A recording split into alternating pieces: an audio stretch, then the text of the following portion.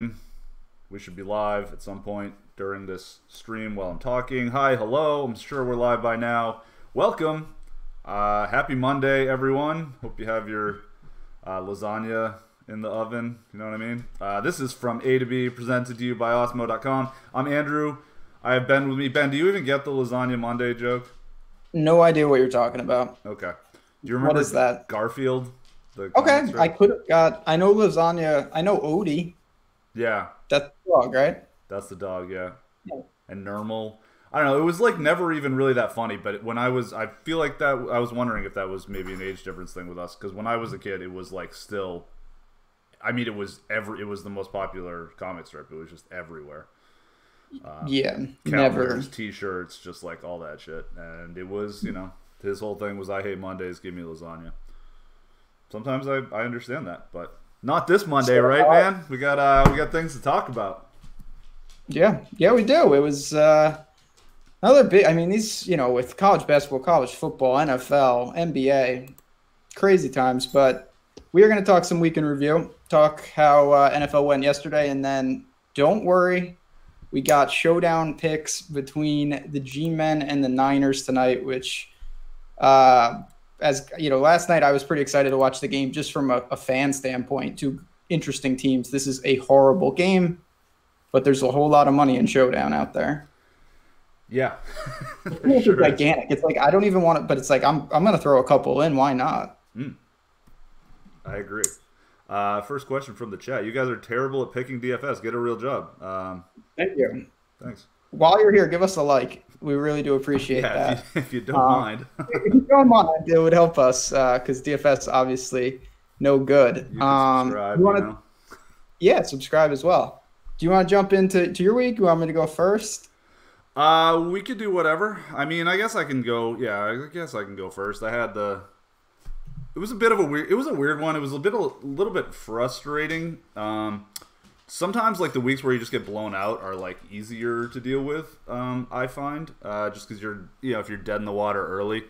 I had a weird one where I was heavily. Well, I mean, whatever. We'll talk about golf later. That's not the headline on Mondays, I suppose. But in NFL, it wasn't looking like a great tournament week. I had a ton of Tyreek Hill. I was over the field on that by quite a bit, but he was more popular than I expected. Didn't have a lot of Aaron Jones. Played a ton of Marvin Jones. The guys that I decided to get over on that were going to be chalk were Kareem Hunt and Deion Lewis. That didn't go great. So like tournaments weren't looking awesome, but I had a pretty good cash team. It was looking like it was going to be fine. It was kind of sitting 65th, 70th percentile through the morning games. And then I had Gurley, Valdez-Scantling, and the Rams defense as hammer. And I knew there was a lot of fairly popular plays coming in the afternoon, so it wasn't like I was totally clear. But I was a favorite to cash, and then just kind of ended up bubbling like the very end. In the giant 250 double up, I was like the last guy. Top 200 paid. I was 201st by half of a point, and that last Seattle touchdown cost the Rams a point, and then that Russell Wilson not intentional grounding where he didn't get an intentional grounding penalty also cost the Rams a point. So that was not a fun way to bubble out of a lot of stuff, but it's all right. It wasn't a total disaster. Perfect segue to me. Well, I got absolutely smoked. My cash team was horrendous. Start out, the Jets defense got me -3, and that about sums it up. That was a disgraceful effort. The thing that happened with me, though, that was frustrating, and this is something, it's obviously an overarching theme. I had a cash lineup made before I did the show, as I do the game plan with Lawfee, and I liked the team. And then the Carson Mike Davis news broke. And I liked Mike Davis a lot. I wanted to get him into lineups. And I thought, of course, there's nothing wrong with that. The problem, and I shouldn't have done this, it was stupid, is it created a domino effect. I put him in, and then I bumped down, and I had some money. Then I upgraded to Kareem Hunt, and then I ended up tweaking, 3 or 4 guys on my cash team. Obviously, in hindsight, part of it didn't go well, but sometimes it's a tricky situation where it's like I want to get this one guy in, but you shouldn't rewrite your entire script based off one little part, and that kind of is what happened to me. I ended up really taking a dramatic shift. I ended up with Kareem Hunt and Kelsey in cash because I had the money to do it. I didn't originally have that. Didn't work out, which is kind of frustrating. Yeah, that's no fun. I did, yeah. What was I going to say there? Baker did his thing. I was happy about that. Yeah, you talked me onto Baker. That worked because I originally would have gone with Phil Rivers and was planning on that, but did not need to. And I really liked what you could do with the extra $600. It allowed me to get Gurley and Hunt comfortably, and I really wanted to get both of them in. And I don't, that's not that was certainly not a negative EV play to go with both of those guys. No, it was. Yeah, Dion Lewis I got to in cash. I was underweight in tournaments, and that worked out kind of good in the sense that, I was looking for a middling performance from him. I wish he got a little more. Not that I was getting there in cash anyway, but, he did not have a good showing. And then like a guy like Tyler Boyd, I think we saw that game, I completely got it wrong. And in the Bengals offense, without AJ Green, it's got some real issues. They look lost. Yeah, I avoided the Tyler Boyd, not because I didn't really like it. Just, he was a little, if he was $500 less, which I thought he would have been, then I certainly would have had a stupid amount. It wasn't like it was just a price sensitivity issue that made me not play him. And the fact that, Mike Evans was another kind of landmine guy that got me a little bit. And I ended up playing a ton of him. He was down to 7K. I just really liked the spot for him. Didn't happen, but what are you going to do?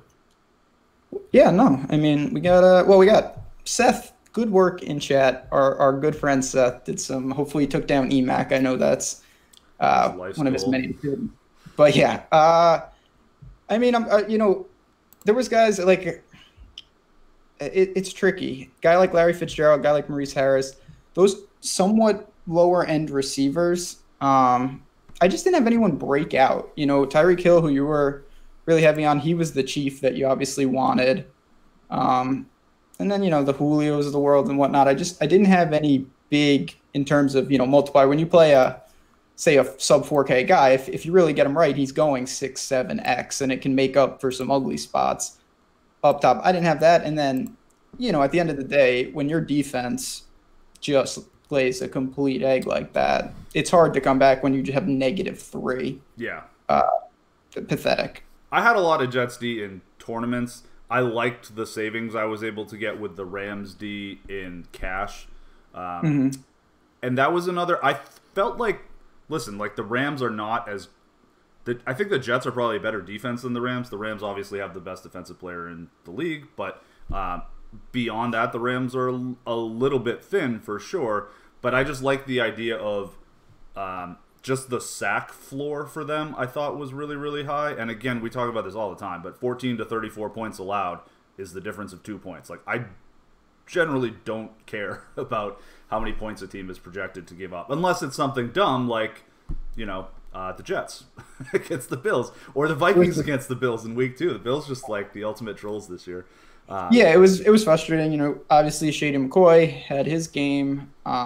They just had no answers. I watched that game, and it was they didn't have it. And again, I know it's weird, kind of a butterfly effect kind of thing. Mike Davis getting into my cash lineup. I originally had the Packers defense in cash, and then I had a little, and I started fiddling around. And like I said, some stuff wasn't good. Tournaments, like everything, I don't make a ton of lineups, but I make enough where, of course, I had a couple good ones.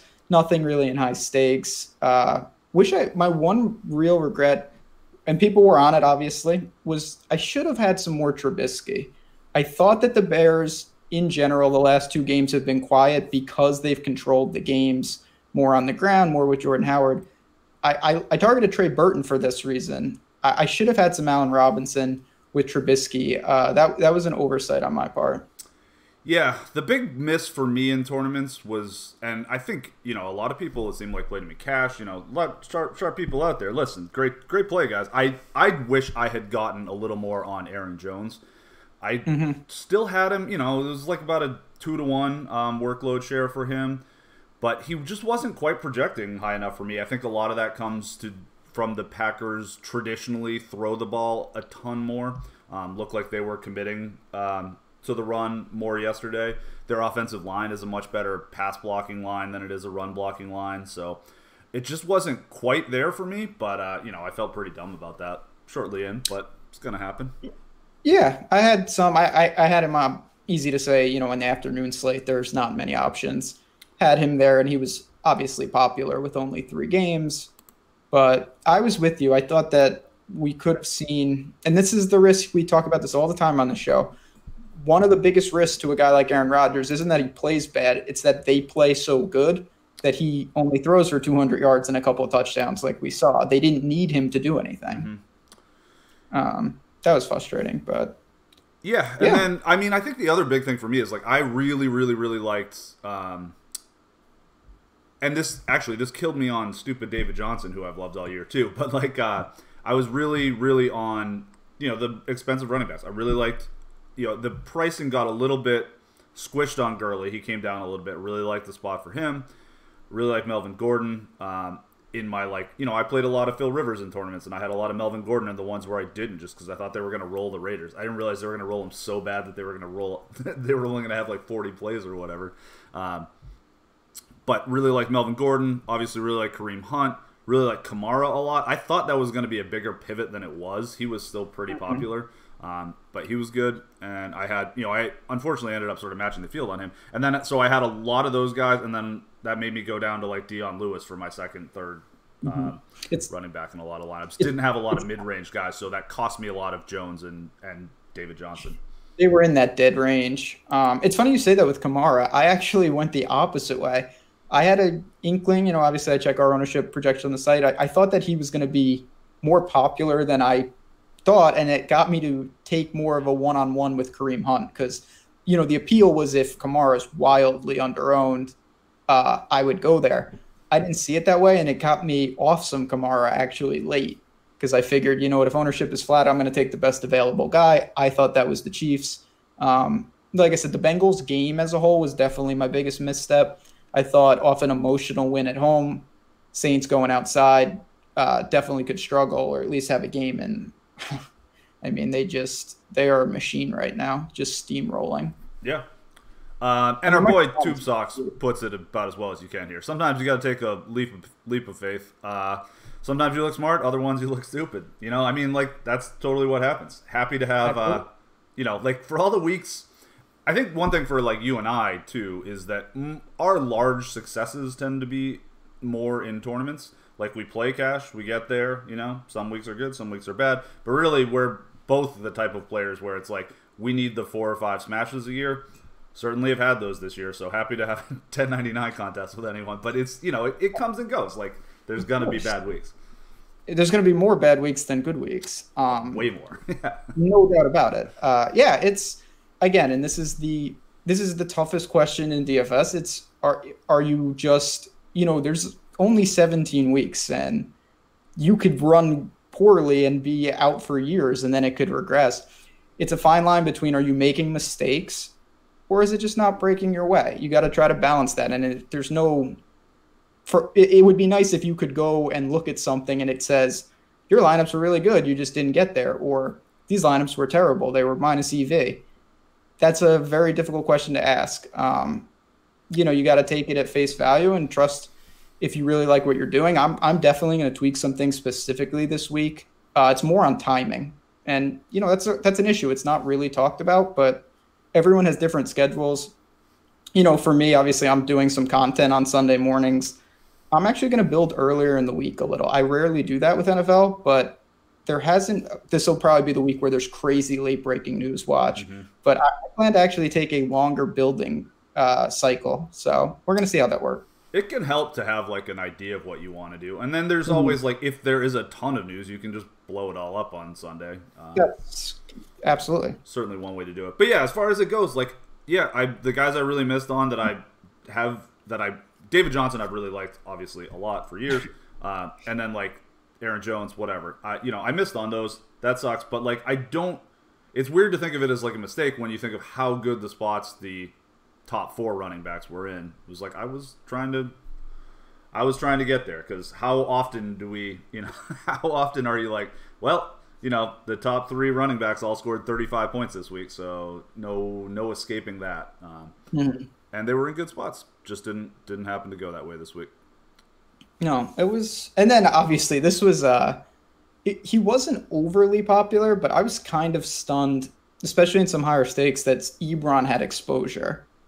And you of course the reasons to play him, maybe he only played 21 snaps though. He played 21 snaps. He had 3 targets and a rush, and he had 3 touchdowns. He wasn't an overall problem, but I was actually pretty surprised that he had any ownership, and that was the game. Talk about, I got the game right. I was so frustrated, though. I had some Colts stacks and Jaguar stacks all over the place. I had Moncrief in there. The one guy I just didn't have was any Ebron. I had Doyle instead, who played the snaps and just didn't get the touchdowns. Yeah. I was really high on Bortles. Just, I don't know. The problem with him is the wide receiver roulette. I didn't have as much Moncrief. I had DD, obviously, but I did get some Moncrief just because, you can mix and match him. It's got a little narrative street. I still played some Keelan Cole just because, that dude, that's the guy with the crazy all over the place. I can't.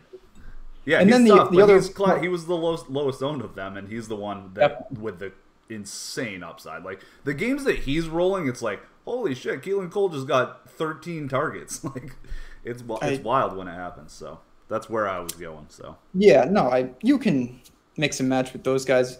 The other thing that was telling, and I talked about this with Lofty on the show, they held true to their word. Fournette got a full workload, and at 6,300, that was a buy. It was a big risk because we did not know.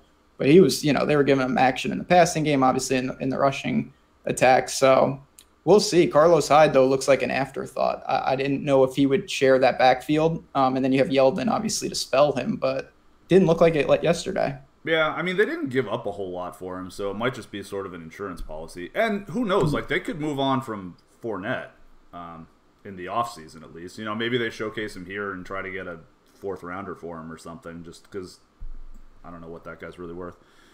The hamstring stuff is a real... those people with chronic hamstring injuries, like, that tends to stick around.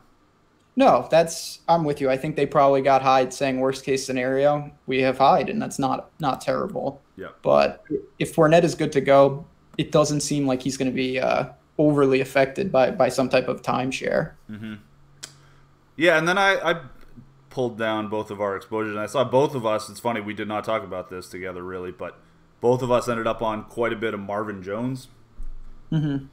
I mixed and matched both Lions receivers, Golladay and Jones. It was a game that, this happens a lot in DFS. Everyone, after something happens, you see the chalk and it's, Jones and Golladay last week was a disaster against the Vikings. Well, nothing's really changed on the Lions side. It's not like they got Golden Tate back. Yeah, they don't have more receivers. They will perpetually need those two in the passing game. I obviously thought it couldn't go much worse against the Vikings.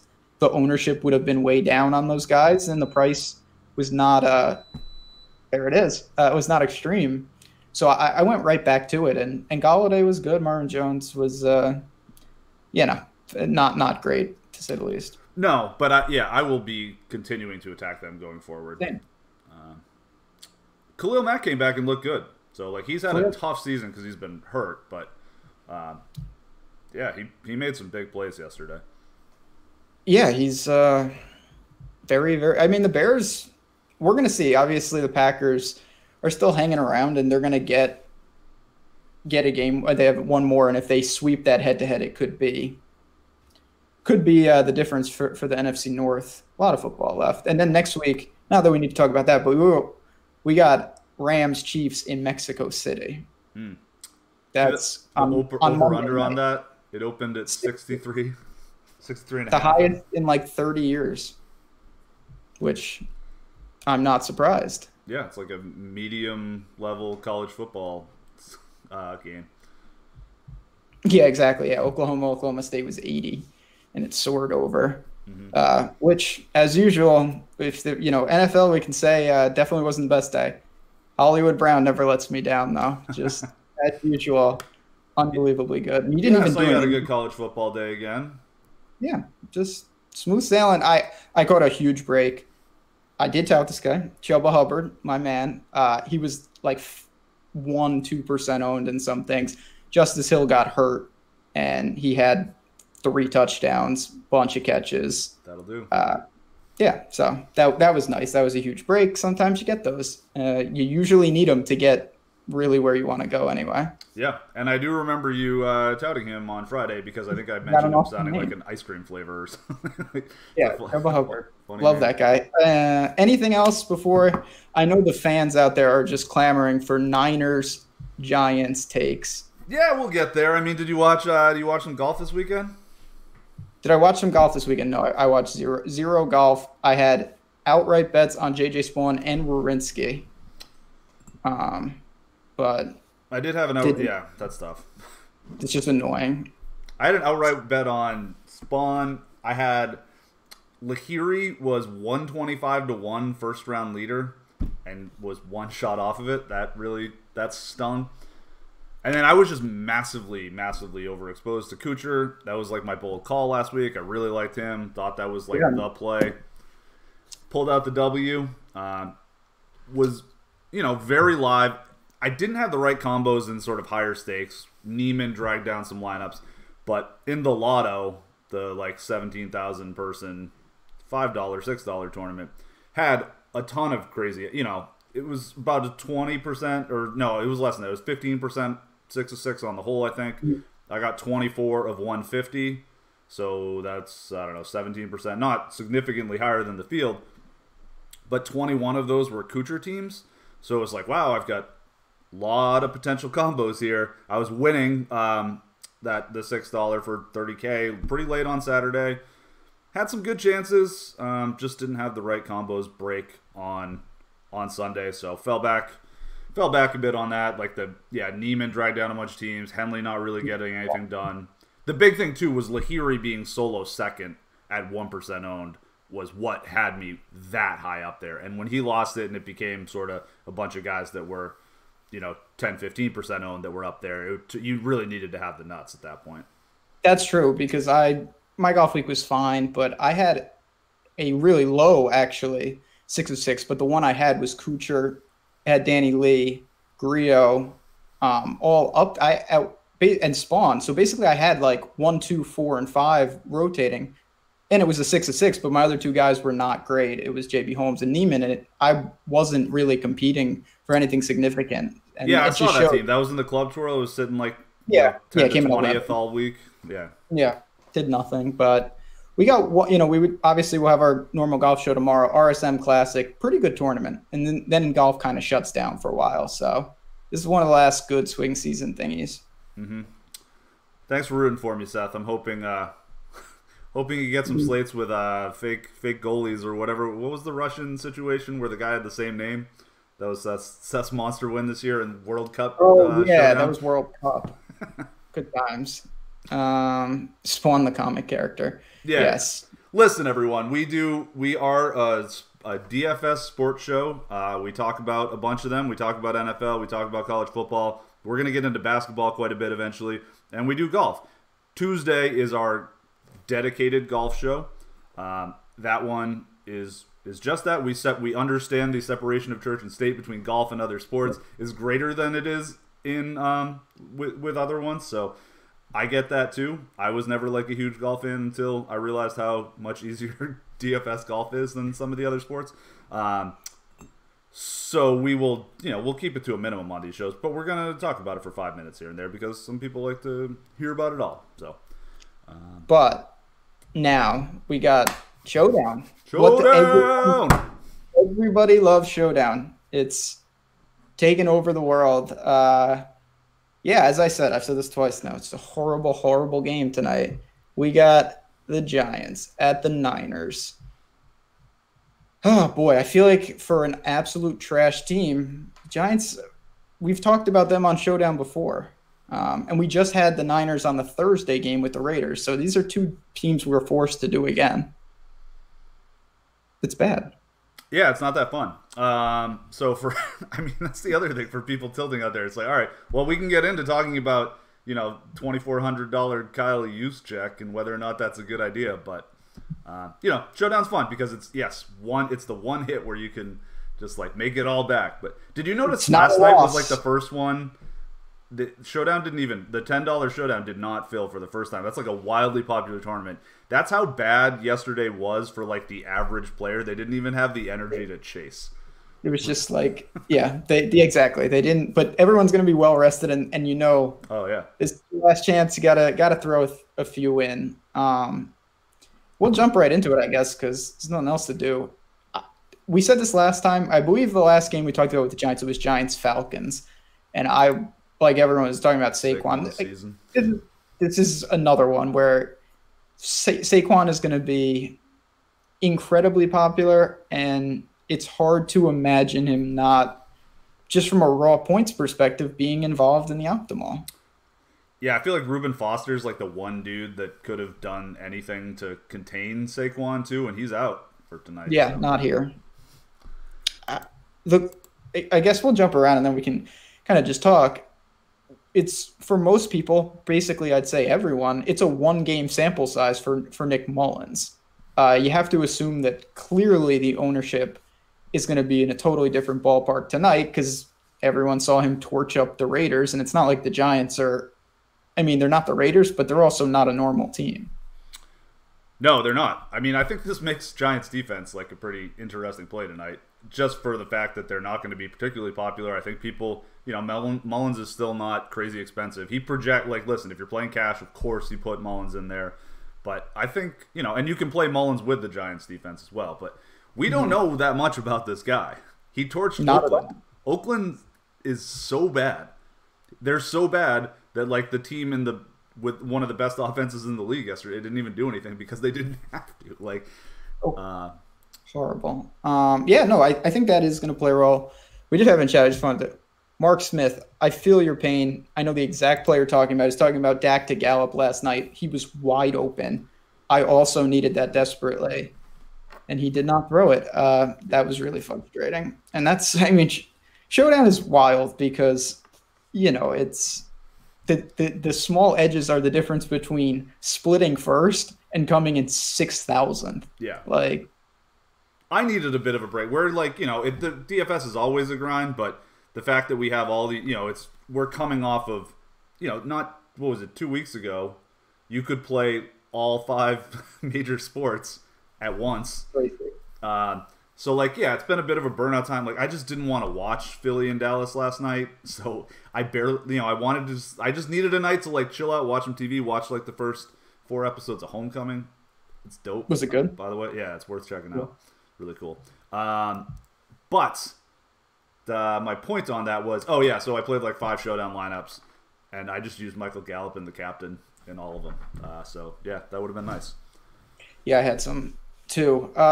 Anyway, I'm with you. I think that, as we say every Showdown, and we're probably going to say it for as long as they allow us to, you got to tell stories tonight. And there's no doubt in my mind, if I'm building multiple lineups, that some of them aren't going to contain that Nick Mullins isn't just a juggernaut quarterback, and that even a bad defense like the Giants, and they are bad, can cause him some potential problems. Doesn't mean you can't target Niners, because this is not a smothering defense, but similar to the Ryan Fitzpatrick, I don't want to say theory, it only takes a couple horrendous throws to get your defense there, and then your quarterback can also easily get there. Yeah, exactly. I think that, I certainly will have more Mullins than not Mullins, but I'm going to throw a little bit of Giants D in there as well. I just don't think they'll be popular. Both of these defenses are bad. So, and there's mega studs to pay up for. Barkley and Beckham, people are going to want. That's probably going to tie people to some Eli. And I just see the path for Mullins just screwing up a couple times. And, if he throws one that the Giants take to the house, you don't have to be a particularly skilled defender if the quarterback makes an exceedingly bad throw. There are outs for you. Yeah, or just, a lot of it obviously is just somewhat random chance in terms of tip balls, a ball pops up, and no, I'm not going with interception. All interceptions are random? Yeah, I caught myself before anyone could even infer that I said that. I actually think there's something to that for what it's worth, but there's something to it, but most things, interceptions are not random, you can have a super unlucky year with interceptions, and then it will normalize if you're not making horrible throws. Yeah, the people to listen to are the guys that track interceptable throws, like the Kean Mhm. Fahey's. Pro Football Focus tracks that. Like That's interceptable throws are different because like Matt Ryan 2 years Yep. ago or last year, whatever it was, he threw like 16 picks or something, and it was like 7 of them were his fault. It was just like crazy. And then the next year he was, I think it was 3 years ago that he did that, and then the year after that was his crazy year that they lost to the Patriots in the Super Bowl, and he was like the best quarterback in the league. So Yeah, and it's the age-old question with regression. It's going to come here and there. It's not instant, like yeah. game by game, season by season. I wasn't watching a ton of that Lions game yesterday. I saw the Khalil Mack play highlights, and then I saw like one of the picks that poor Stafford threw. I'm just gonna go to the grave defending Stafford. Marvin Jones just like straight fell down, and that pick was not on him. So Well, we get to see him, like I said, one of the most iconic Thanksgiving traditions. You get to see the Lions first and end your DFS slate before you even start to eat. It happens every year. Yeah, and it ended it the wrong way for people last year because it was like, oh, you can't play Marvin Jones against Xavier Rhodes. That's right. You can, and then he's just 9 touchdowns. Matt Breida, you boy, Mostert obviously not here. It should solidify now that guy. He's perpetually banged up too, but Breida's a guy. If he gets the work, I'm definitely not opposed to going there. Could be a sneaky captain in my opinion. I guess. I mean, I would assume that Morris gets thrown back into the mix at a higher rate than he has been without Mostert there. I would agree. I think the Mostert kind of took the Morris role over more than he took the Breida role. Yeah, I guess for me the difference is he was becoming effective to the point I think he was going to continue to carve out a real role. And now that gets set back somewhat where Morris is a true handcuff, and if Breida's rolling and Morris is not really an asset in the passing game, I think that benefits him. Where Mostert was, he really looked like he might be the best back of all of them, and I wouldn't have thought it was unrealistic for, as the year progressed, him actually taking on maybe a two-headed monster or even poking his head in front and getting the lion's share. But his arm is broken. Breida has 1 target in the last 4 weeks for what it's worth. I know. It's not good. And, maybe Mullins just doesn't, he's just got too much of a cannon arm. He doesn't need those sissy throws. Straight baller. I mean, I really do think that is one of the bigger topics for tonight is people only know this guy for one game. And it's not, who knows? The whole point is, I don't know how much what we saw against the Raiders correlates to how well he plays tonight or how good he even is.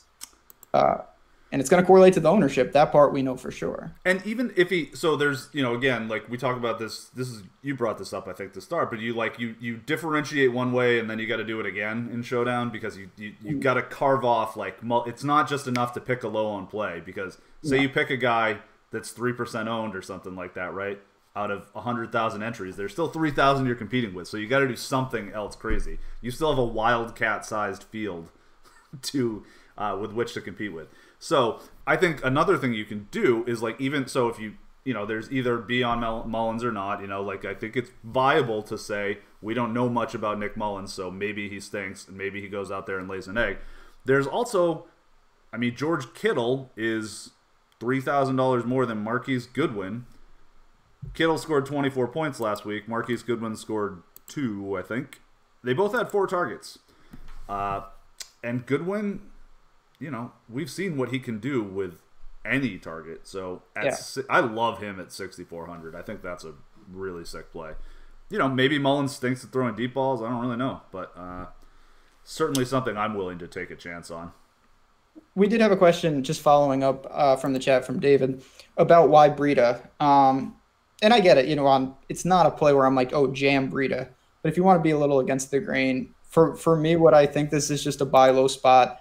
If he gets additional work and if he gets rolling, I think he can take over this backfield. Morris is limited. He's a threat to Vulture, but I don't know how much else he really is a threat for. what you were talking about, you just mentioned the lack of targets for Breida. And yeah, maybe that is a concern. But if you really do look back at the beginning of the year, he was getting not a ton. It's not like he's Saquon or McCaffrey. He was getting some normal looks there. And I really think that Mostert was the guy who disrupted that. So maybe it does revert back where if he gets 3 or 4 targets tonight, I'll live with that. I don't think those go to Morris.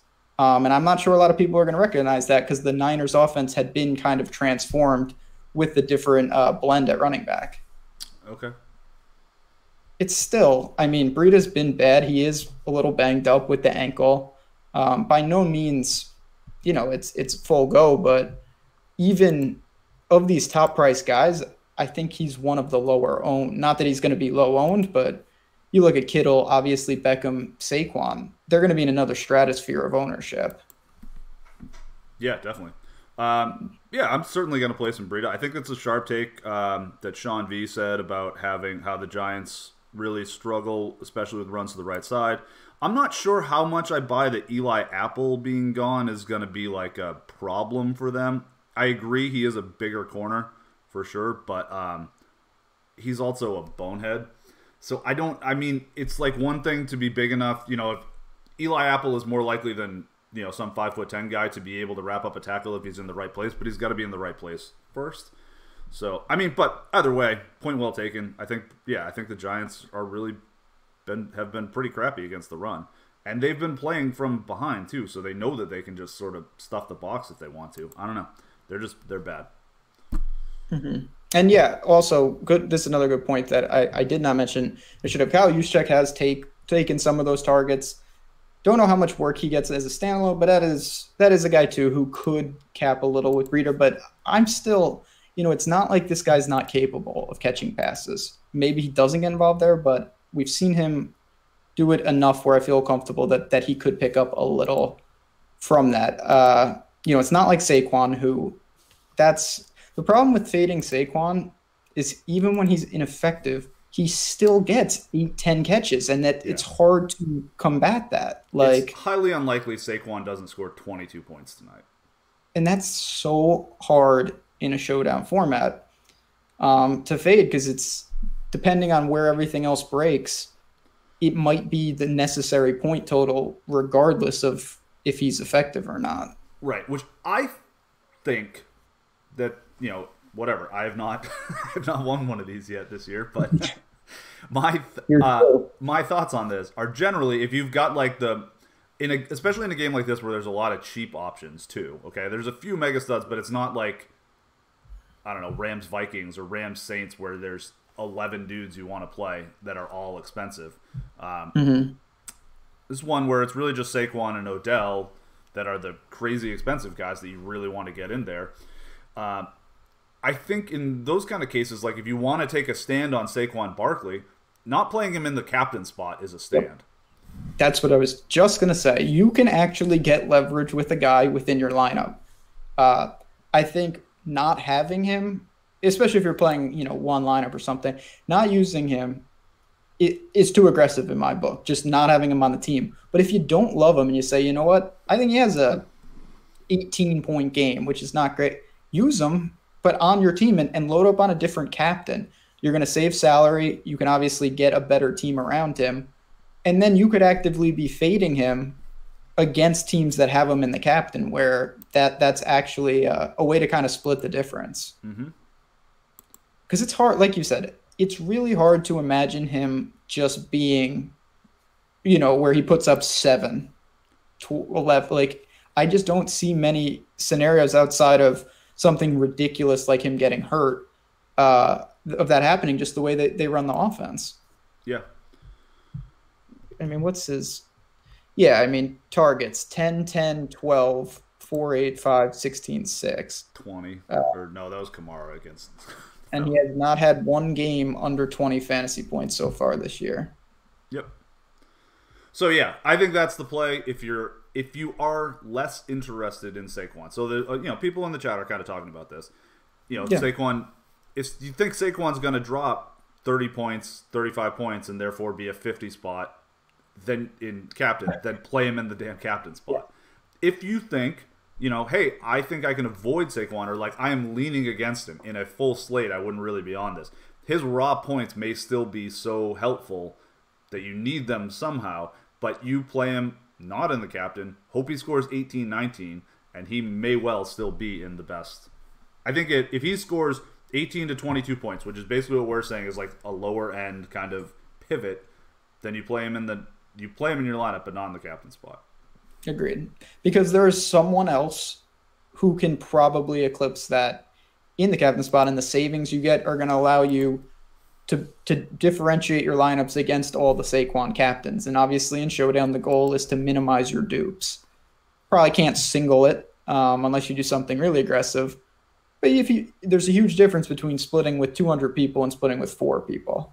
I actually, not that anyone really cares, but I really was like, oh, Showdown, this is so stupid. I don't like splitting. And I've realized, like, if you split with like 8 people, you're making a big chunk of change. Yeah. It's not, you're not binging the 250, but like, oh, I shared 30K. Like, well, there's nothing wrong with that. And you can shrink your dupe pool by being a little creative with captain spots and obviously some of these lesser owned guys. Yep. Another potentially, Jaquiski Tart and Reuben Foster are both out. We talked about Foster earlier for Saquon. Tart, like, is potentially a guy you're scared of covering him because he's back up there.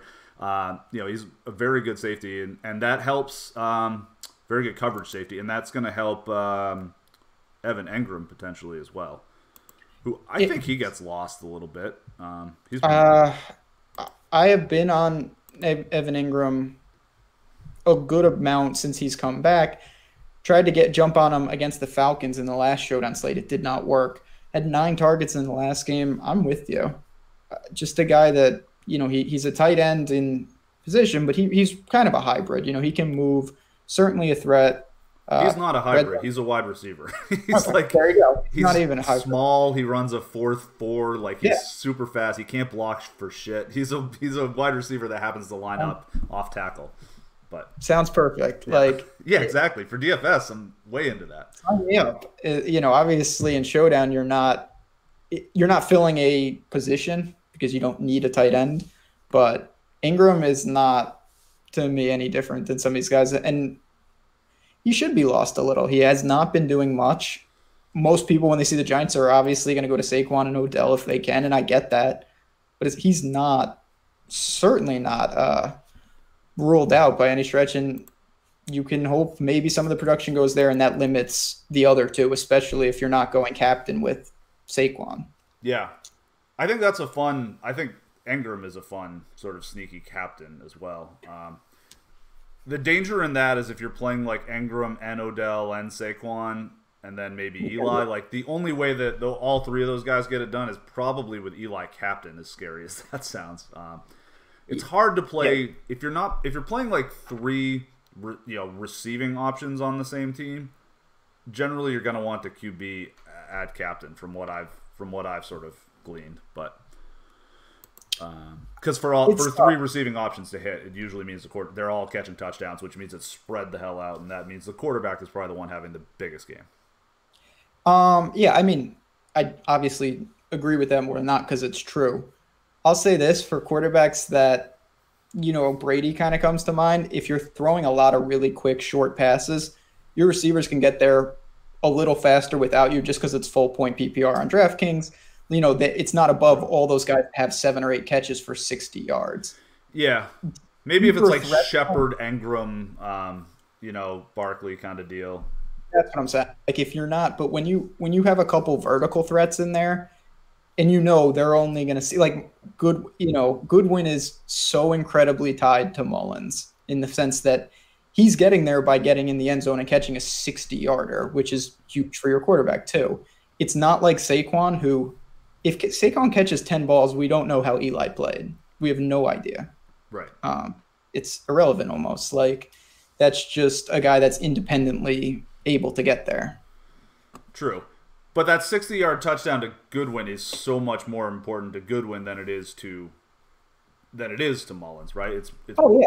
way more Absolutely. points. So like he can throw. I think my argument is more like you can if you're having like a receiving option or even a running back in the captain spot, you're hoping that they are the primary piece in the offense. You're hoping Goodwin catches 150 yards and 2 touchdowns, and Mullins throws for 230 yards and 3 touchdowns. My point was basically if you have Goodwin types, multiple of them, you need the quarterback. Oh, yeah. Because you can't get there reliant without the quarterback in a situation like that. You know what I mean? Yeah, 100%. Yeah, absolutely. If you have one of them, of course, you just hope that the quarterback is rendered literally directly correlated to that one receiver. Right. Yeah, like if I'm playing Goodwin, Kittle, and, I don't know, Kendrick Bourne or Juszczyk or something, some salary relief scrub on the Giants, I'm playing Mullins and I'm probably playing him in captain in those situations. We got a little chat about Richie James Jr., a super punt. Oh, yeah. We'll have to check the inactives. Yeah, if Trent Taylor is not there. Richie James Jr., I used to play that guy. I believe he went to Middle Tennessee State. Cool offense. Saw them in the bowl game, and he did some serious things. We have no sample size on him either. He 3 targets last week, 60 yards, looks pretty standard. But you do have maybe it's a guy with Mullins. I talk about this a little. I don't think you want to overstate this, but possible that those two have some chemistry just from where they've been on the depth chart together. Maybe it comes up. The practice squad. Yeah, exactly. The less glamorous part of the roster. Where was Mullins? Was he the 3rd string QB on the roster, or was he like a practice squad guy? Is he like a scrap heap? Do you have any idea? I really don't. I'd never heard of him until a week and a half ago. I'm assuming, and Chad, obviously, correct me if I'm wrong, that almost all teams, they only have 2 active quarterbacks. And you may keep a 3rd, and maybe he's a practice squad guy. But I don't think, obviously, when Garoppolo came, got hurt, and then Savage wasn't the answer, this guy became the backup, and then Beathard went down. So yep. I think he's been there for a while, if that's what you're asking. Yeah, I think so. I don't think they signed him. Okay. Savage was like a guy they had for 2 days because it was... Yes, he came in off the street, and they were just like, no, we're going to go with this kid who I think they had in camp with them. Big Stick Nick. Yeah, man, just the answer. See, John Krolowski, I may be butchering your name, sorry about that. But yeah, Mullins to Bourne in the preseason was a thing, and I remember seeing this guy in the preseason. Awesome. And I was like, oh, good for him. He's definitely never going to play in the NFL. Good info. Thanks, man. And I believe it's Krolowski. That is the thanks we can give you for that good info, is to try to pronounce your name correctly. That's my department. Yeah, there we go. But he's preseason guys that it's not like this dude's been taking 1st string reps. Not that that's overly important, but you can go to some of these cheapies. People are definitely going to do that, especially if you're jamming in, say, someone like Saquon up top just to get a little salary relief. Do you have a preference on Bourne or Ricardo James Jr.? I mean, if I play enough lineups, I'll certainly have a little stab of both. I'm actually kind of more intrigued by this Richie James Jr. guy. Gonna do a little more research on him in general. We'll see what's what. He doesn't have the body of work where, Bourne has seen a decent stretch here. It's not like he's a guy we have no data on. He's played a little. He's had a couple nice spots with reasonable targets.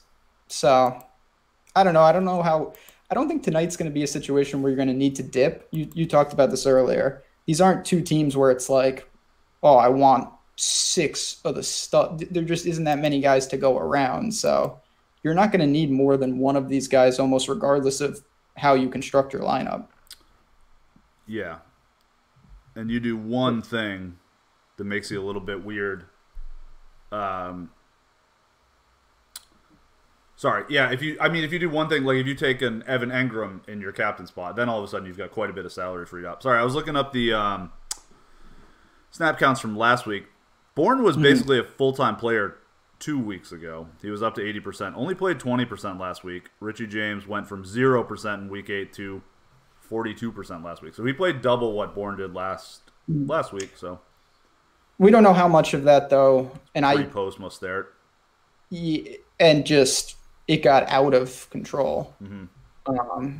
I don't know exactly how that flow went, but yeah, we did see last night. David just pointed out $200 player helped last night, and that's where it can be different. You know, Dalton Schultz or whatever his name was. He didn't give you much, but the way it constructed the roster. There were more even last night. That it was an overly perfect game, but there was more weapons than we have tonight, though. And they all went off. Like it was Wentz, Ertz, and Zeke were the three most expensive players and the three best players. So like it's surprising how often that's not the case. And last night it was. So you absolutely needed to do that to the point that getting, I imagine, all of the second and third, whatever teams 2 through 100, or I think it was a 3-way tie for top, but teams 4 through 2,000 are probably all like one random. They picked the wrong $200 player. Yeah, like a lot of people had like Rod Smith instead, and there was also a lot of people that had a more balanced 6 guys where it's like, oh, they all got like 15, whereas the winning teams had just the super monsters and then a pure punt. But when Zeke, Ertz, those guys are going for 30-something, you can make up for the difference between 12 and 4. And you got to run so pure to get as unique as those guys did last night in that situation. Like that's, and congratulations to them. I'm saying that's not going to happen very often. Where if every single super monster guy, like every really expensive dude, like tonight for whatever reason, say, Odell, Mullins, and Saquon all score 40 points or whatnot. Like it's gonna be, that's when you're running into like hundreds of people tying for first most of the time. Yeah, no, there's so many permutations in these things where the most impressive thing I've seen in Showdown, there was one where a guy won by like 5 points. That was the most stunning thing. Crazy. Like that is ridiculous. That was Thursday, right after 2 fellas? Yeah. Or 3 fellas? Yeah. What was that? What was that game? I'm trying to remember what he did because it was something weird. Panthers Steelers. Yep. What he did, I don't remember, but it's really tough. And again, this is where it goes back to you want to plan for that. If you like like you just talked about those super top price guys, you automatically have to be more interested in some of these cheapies because that they're going to be tied to them.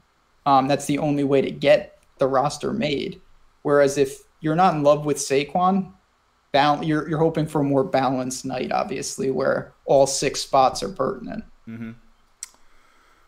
Wentz wasn't on the winning lineup on FanDuel. I believe that. That was, I don't know if that was a price thing. I don't generally play the Showdown stuff on FanDuel. The ties are out of control. Yeah, it's even tougher. Like I had a friend who won that for $1,500 earlier this year. Like there's so many people tie for first because the pricing doesn't change at all with the MVP. So like for me on FanDuel, if I were to play that, and this is actually what happened on DraftKings when I won a bunch of NBA showdowns earlier. I was doing just like crazy stuff, like continuing to tell a story, but like saying I don't want to pay more than $47K. I want to leave like a ton of money off of the board because you're just hoping something weird happens, and therefore if that script works out, you have something relatively unique at the top. On FanDuel, I think that's much more viable. On DraftKings, like the captain does make it so that you can play pretty optimally. And, if you're squeezing 50, if you're playing exactly 50K with Saquon in your cap tonight, you're going to have a lot of people duping you. But there are ways to get around it and do different things. On FanDuel, where everyone costs the same, no matter what position they are, like it's the same. For those that don't play on FanDuel, it's the same idea where you have the captain spot. It's called the MVP over there, but the price is the same. It doesn't cost 1.5 times as much. They just get 1.5 times as many points. So you can put whichever stud you want in there at the same price as whoever. Highly incentivized to take one of the best players available because you don't save anything by not doing that. Right. So unless you really have a line on a cheapie and you're looking to be different, it's hard to imagine, you're just basically saying Saquon's not you're not getting Yeah, it's really hard to not take one of the best players as your captain over there. Yeah, like last night I played Michael Gallup in the captain spot because it freed up enough money that I could afford Ertz, Wentz, and There Zeke, you go. no problem.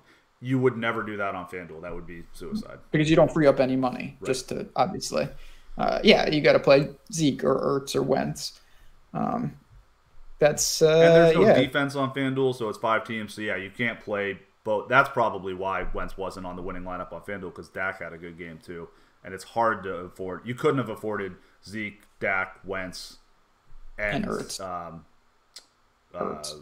Ertz, yeah, because there's only one player left to punt with. And on DraftKings, there's plenty of $200 guys. You can put one of them in your captain spot if you want. There's defenses, there's kickers, all that kind of stuff. So just way less options on FanDuel, so you're gonna end up shopping with more people most of the time. All right, we got. I don't really have any. It's tough to talk about the kickers. I think they're certainly viable tonight. These are two shitty teams.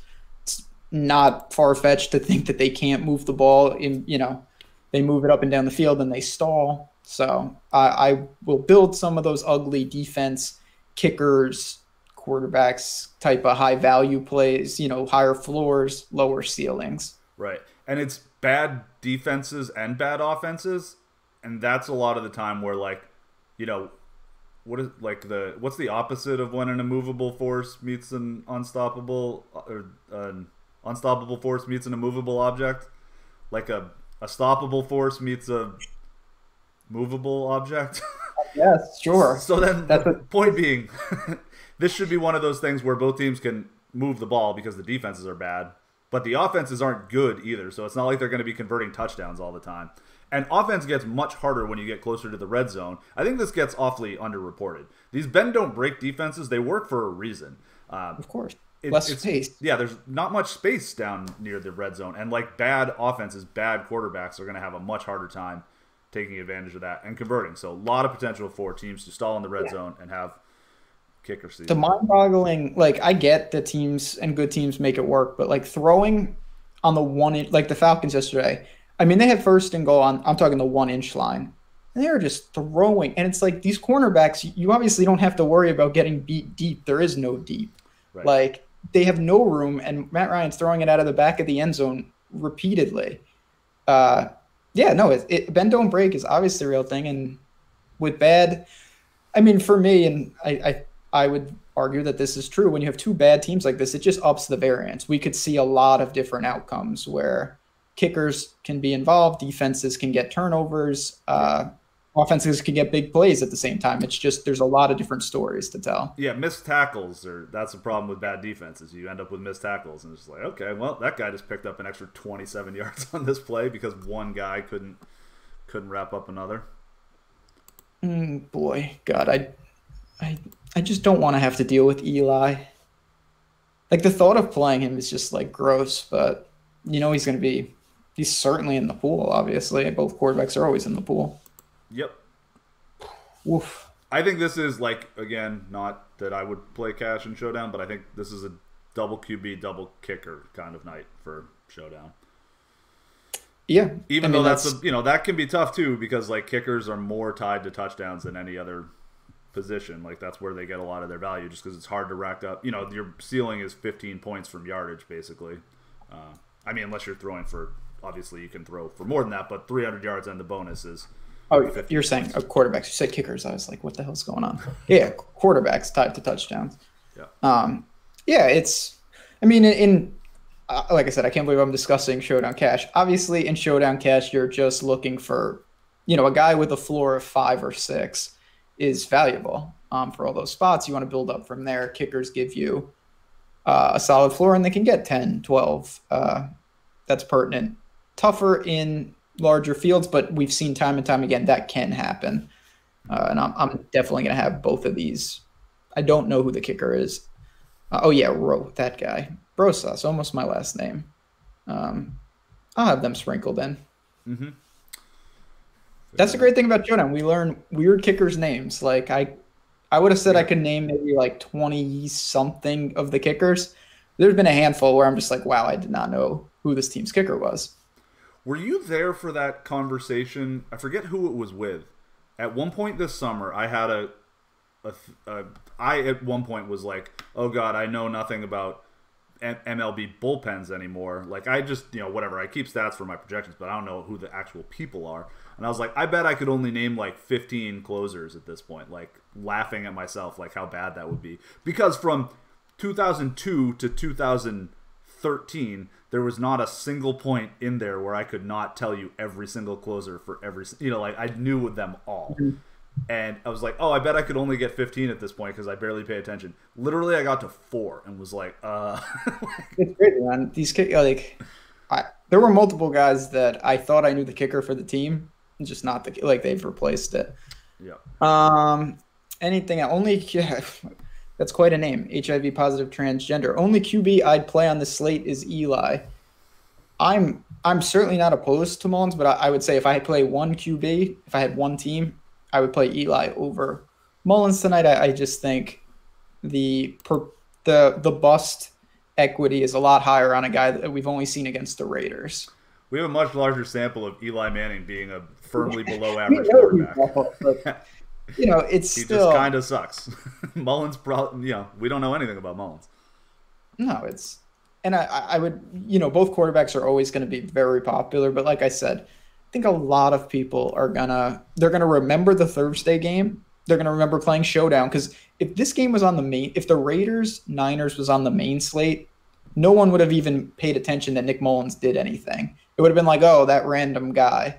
But Nick Mullins was a discussion for a lot of people last Thursday because they were playing Showdown. So the name is gonna resonate a little more than it normally would. Yeah, and listen, for as bad as Eli looks here and there, he's still one of the, 50, 75 greatest people ever to live at throwing the football. I mean, he's had a 15-year career as a starting quarterback in the NFL. I'm indebted to Eli for a long, long time, obviously. Yeah, I hate that guy as a Patriots fan. And that was back when I really cared about the Patriots, too. I was at UMass for that. It was people were not happy. Good times. But yeah, that's obviously we say this every show. Keep an eye on the news. Get in Slack. We got us. We'll be around. We have obviously Awesemo, other sharp people in there talking Showdown as we get closer to lock because a little will depend on if we hear anything, see what the inactives are, see what some of these cheapy guys look like the role they're going to be playing. Yeah, for sure. Come check it out. We got my projections are behind the paywall here. We have owner. That's actually one thing that's worth. We have ownership projections for these Showdown slates, which you're not getting those for very many places. So definitely worth checking out. EMAC I think will be writing up some plays later. So plenty of stuff to look at. And then all the usual stuff. All the fellas with the basketballs. I got again I do basketball projections as well. So does Josh. We just got all kinds of stuff. Articles behind the paywall. Everything you could want over at awesemo.com. If you are watching us out on YouTube and you haven't heard us say this 100 times, even if you have, if you don't mind giving us a like, giving us a subscribe, that would be lovely. Trying to make our numbers look good. We have a tough road. This is not a show up until lock. So every really counts for us because we naturally don't get as many views as some of the others. So we could really use any help out there. Well, yeah. I mean, it's a good day break from. Well, today's people have off, but yeah. We changed it up in the afternoon. Good change of pace, but we got some time before lock tonight and craft up the teams. Make it happen. Take a shot. At the end of the day, Showdown's always going to be high risk, high reward. You just want to, honestly, if you can just get in position once in the year and you roll the dice, that's probably worth it with something like this. You just want a chance 1 or 2 weeks, as sad as tilting as that may be. Yeah, I forgot people have the day off today. No days off in DFS, but Veterans Day. Thank you to all the veterans out there. Thank you to the first responders right now. I mean, I'm in California. I'm in Southern California. It's a little less of a. I mean, there's crazy fire here too. It's about 30 miles away from me, so I'm not in any danger. But I lived through the crazy Northern California wildfires last year, and they're even worse this year. I'm not there for them this time, but I was evacuated last time, and it's just crazy, crazy stuff, and it's just really sad, how. I don't know how fast this stuff rips through. So thinking about people, and then thank you very much to all the first responders that are helping take care of that. Stay safe out there. All right, I think anything else from you? I know we did it. We talked Giants-Niners showdown, and yes, it could end up 6-3 tonight. Plan accordingly for that scenario. That's not out of the realm. I was gonna say I like that call, the SF3 New York too. I don't know. You want to pick a score? We do that on Three Fellas. We might as well. Sure. I'm gonna say Giants 27, Niners 17. All right. Giants 27-17. So nothing too interesting. No. What do you got? Yeah, that's actually a really good one. I think it's first. Yeah, I think it's just a bad slate like that. I'll say 24-20. I think it's a little closer. The Giants are bad. San Francisco's bad. But they're home. Yeah, Nick Mullins. We'll see. There's also a lot of variability in this one. It could be, Nick Mullins, maybe he's the best quarterback ever, Maybe he's the new Jimmy G. Or Patrick Mahomes is the newest guy. Deshaun Watson, who's the best quarterback of all time? It's one of those three, right? Josh Allen. Wait till Josh Allen gets back. Don't worry. Gonna be wild. Matt Barkley, honestly, he's taken over. Yeah, Matt Barkley, the best of the four Bills quarterback. All right, well, thanks everyone for watching. Have a fun showdown tonight. We will be back tomorrow discussing the Golf Man slate, the last one of the year, with our good buddy Tim Frank, a.k.a. Fantasy Golf Man. And we'll hopefully catch you then.